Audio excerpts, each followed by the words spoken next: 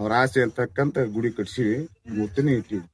ನಮಸ್ಕಾರ ರೀ ಜವಾರಿ ಮಂದಿಗೆ. ನಾವು ಹೊಂಟೇವಿ ನೋಡ್ರಿ ಇವತ್ತು ಶ್ರೀ ಶಿರಡಿ ಸಾಯಿ ಮಂದಿರಕ್ಕೆ. ಈ ಶ್ರೀ ಶಿರಡಿ ಸಾಯಿ ಮಂದಿರವನ್ನು ಕಟ್ಟಿಸಿದ್ದು ಒಬ್ಬರು ಬಂಜಾರ ಮನೆತನದವ್ರಿ.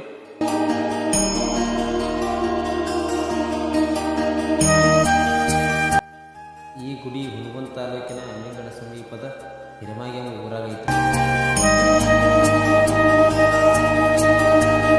ಈ ಗುಡಿಗೆ ಸುತ್ತಮುತ್ತಲಿನ ಹಳ್ಳಿ ಭಾಳ ಮಂದಿ ಭಕ್ತರು ಬರ್ತಾರೆ ರೀ. ಹಂಗೆ ಸಿಟಿ ಒಳಗೆ ಅಂದ್ರೆ ಹುನಗುಂದ, ಇಲಕಲ್ಲ, ಬಾಗಲಕೋಟ ಅಲ್ಲಿಂದಲೂ ಭಾಳ ಮಂದಿ ಭಕ್ತರು ಬರ್ತಾರೆ.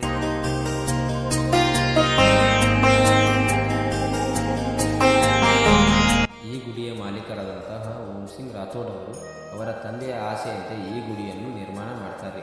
ಇವತ್ತು ಅವರೂ ಸಹ ನಮ್ಮ ಜೊತೆ ಇದ್ದಾರೆ. ಅವರು ಏನಂತ ಹೇಳ್ತಾರೆ ಕೇಳೋಣ ಬರ್ರಿ.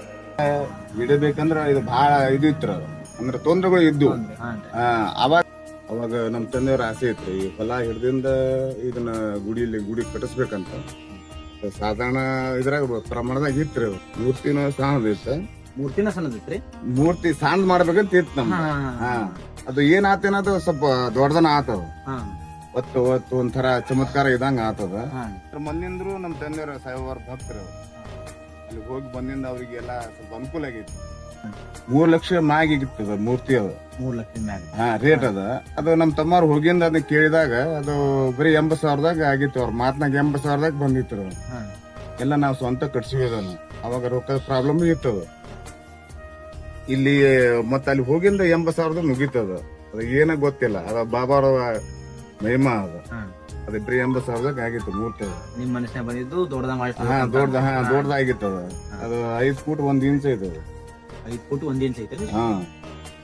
ಎಲ್ಲ ತರ ಭಕ್ತರು ಬರ್ತಾರೆ ಇಲ್ಲಿ. ನಾವು ಅಷ್ಟು ಭಕ್ತರ ಇಲ್ಲ ಅಂತ ನಾವು ತಿಳ್ಕೊಂಡಿದೀವಿ. ಆದ್ರೆ ಬಹಳ ಮಂದಿ ಬರ್ತಾರೆ ಇಲ್ಲಿ.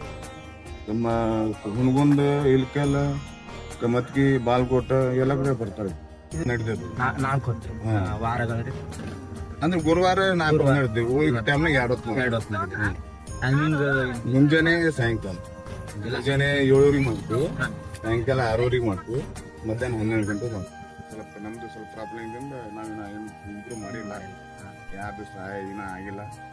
ಯಾವ್ದು ರಾಮನವಮಿ, ಶ್ರಾವಣ ಮಾಸದಾಗ ಇಲ್ಲಿ ಇದು ನಡೀತಾವ, ಅನ್ನದಾಸೋಹ ನಡೀತಾವ. ಅವ್ರವ್ರು ಬಂದು ಮಾಡ್ಬೇಕು. ಅವ್ರ ಆಸೆ ಅಂತಕ್ಕಂತ ಗುಡಿ ಕಟ್ಸಿ ಮೂರ್ತಿನೇ ಇಟ್ಟಿವಿ ನಾವು.